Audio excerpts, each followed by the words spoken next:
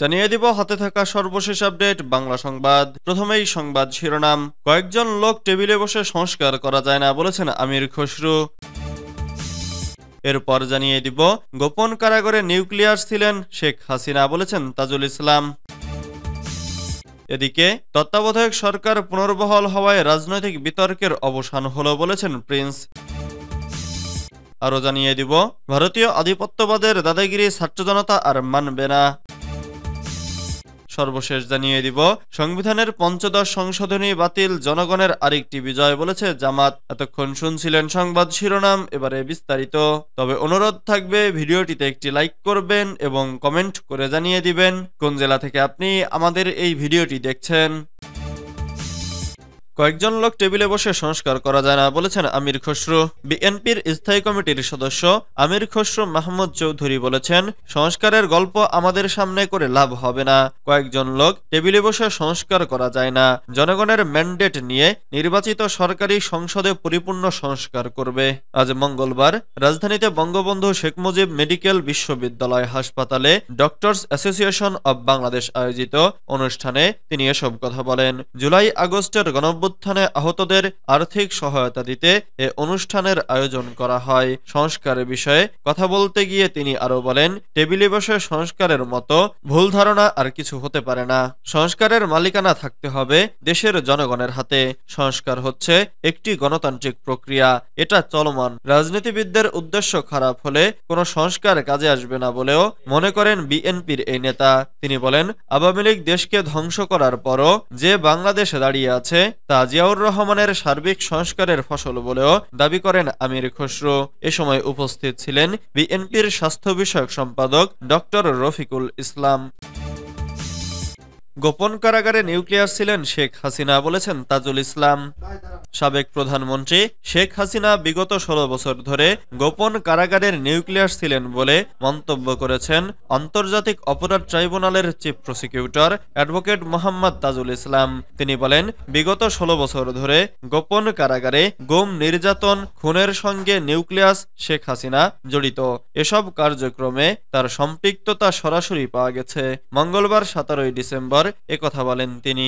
ICT chief prosecutor বলেন, ভারতের সঙ্গে যেসব চুক্তি করা হয়েছে সেসবের বিষয়ে কি পদক্ষেপ নেওয়া হয়েছে সেটি জানাতে 2 সপ্তাহ সময় নিয়েছে আদালত। এদিকে গ্রেফতারি পরোয়ানা থাকার পরও 3 মাস দেশে অবস্থান করে কিভাবে আওয়ামী লীগ সাধারণ সম্পাদক ওবায়দুল কাদের দেশের সীমানা অতিক্রম করেছেন তা জানতে চেয়েছেন আদালত। সেজন্য পুলিশের আইজিপিকে 15 দিনের মধ্যে ব্যাখ্যা দিতে বলেছেন ট্রাইব্যুনাল। তাজুল ইসলাম বলেন, আমরা আদালতের দৃষ্টি আকর্ষণ করছি, ওবায়দুল কাদের বাংলাদেশে গত 3 মাস ছিলেন। গ্রেফতারি পরোয়ানা জারি হওয়ার পরে বাংলাদেশের কোথায়, তিনি কিভাবে ছিলেন এবং কেন তাকে গ্রেফতার করা হয়নি, বা তিনি কিভাবে পরবর্তী সময়ে বাংলাদেশের সীমান্ত অতিক্রম করেছেন, এ ব্যাপারে আইনশৃঙ্খলা রক্ষাকারী বাহিনীর কাছে একটি ব্যাখ্যা চাওয়া হয়েছে।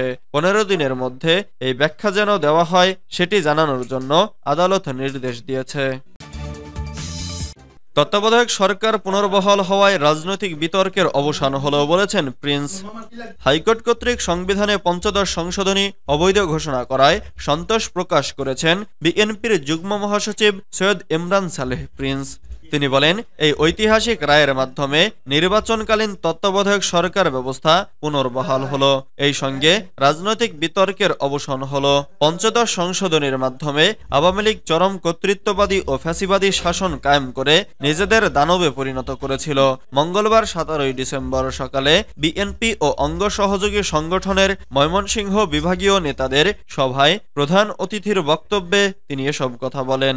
আরাফাত রহমান কোকো স্মৃতি ফুটবল টুর্নামেন্ট 2024 বাস্তবায়নে এ সভার আয়োজন করা হয়। আগামী বুধবার 25 ডিসেম্বর বিকাল 3টায় টুর্নামেন্টটি ময়মনসিংহ স্টেডিয়ামে অনুষ্ঠিত হবে।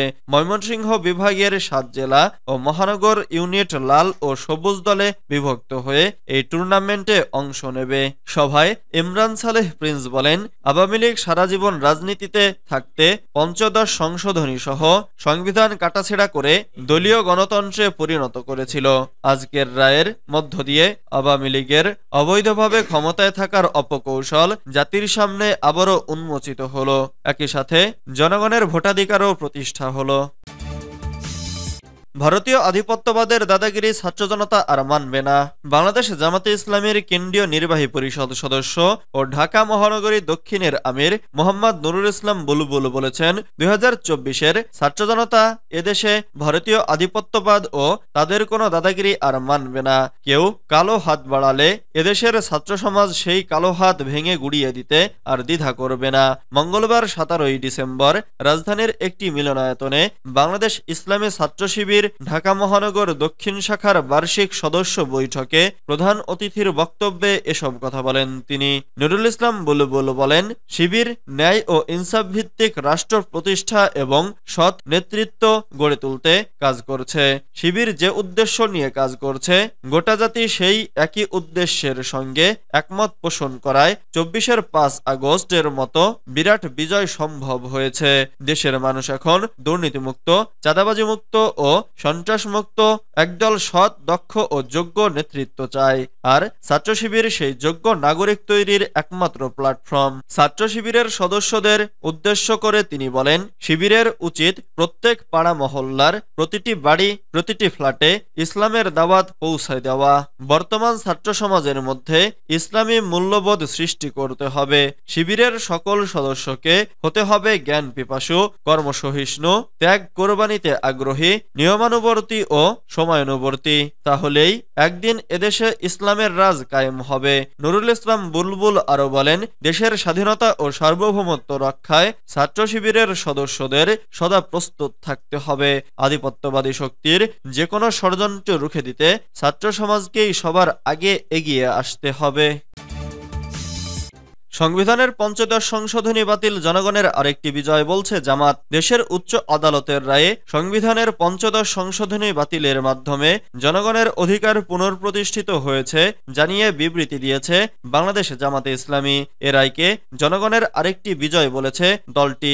মঙ্গলবার ১৭ ডিসেম্বর বাংলাদেশ জামাতে ইসলামীর কেন্দ্রীয় প্রচার ও মিডিয়া সেক্রেটারি মতিউর রহমান আকন্দ স্বাক্ষরিত এক বিবৃতিতে এ অভিনন্দন জানানো হয়। বিবৃতিতে গোলাম পরওয়ার বলেন, 2011 সালের 30 জুন জাতীয় সংসদে সংবিধানের ৫০ সংশোধনী পাশ হয়। এই সংশোধনীর মাধ্যমে জনগণের ভোট ও নির্বাচন ব্যবস্থাকে সম্পূর্ণরূপে ধ্বংস করা হয়েছিল। এই সংশোধনীর মাধ্যমে বিনা ভোটে ক্ষমতা দখলের প্রবণতা তৈরি হয়। ফলে 2014 ও 18 এবং 2024 সালে বাংলাদেশে কোনো নির্বাচন অনুষ্ঠিত হয়নি। নির্বাচনের নামে তামাশা হয়েছে মাত্র।